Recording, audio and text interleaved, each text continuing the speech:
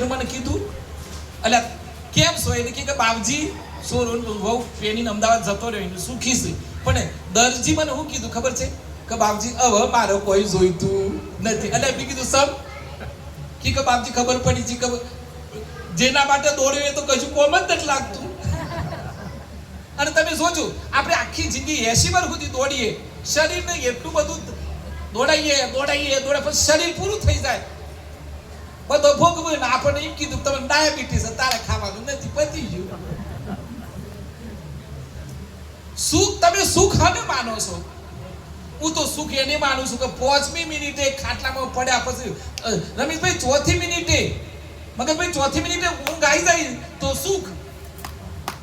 અને સાહેબ 5મી મિનિટે પણ ઊંઘ આવી જ જાય હા ઘસ આટેલી મને ઘરવાળો મને કી તમે તો ફટાફટ ઊંઘી જો પણ આખો દર કોકના ચોપડા ફેદ્યા હોય તો ઊંઘ આવે કોકનો પુસ્તકો ખોલે તો ઊંઘ સોથી આવે અને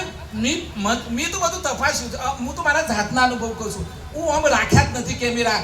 પેલી હું કરે પેલો હું કરે હું કર્યું આખો દર એક તપાસું બસ કા ખબર પડી છે કે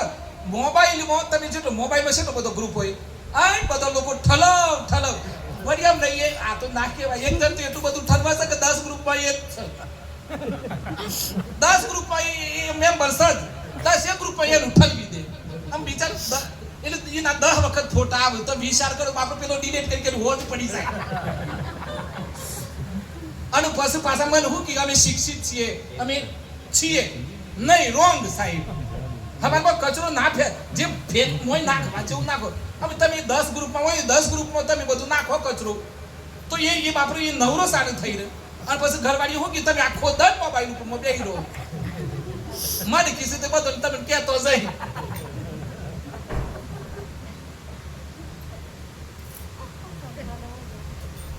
જીવન પાછું નહીં મળે એટલું નક્કી જીવન પાછું મળશે નહીં અને માતો લાલજી બાપાએ આપણને કીધું છે પહોંચે 2-4 મિનિટ પૂરું કરું બસ બાપુને આપું પાછું આરતી કરવાની પાછું બાપાના આશીર્વાદ પણ મેં તો એક નક્કી કર્યું છે એ જેમ હું રહું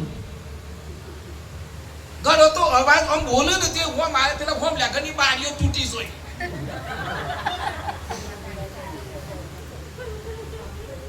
ભગવાન બુદ્ધ ઓમ કરીને બેહી જાય મારા લાલજી બાપા તમે એમનું મોઢું જોઈ બધા ફોટોમાં મારા લાલજી બાપા એકદમ શાંત આમ જોઈ રહ્યા તો આનંદ આવે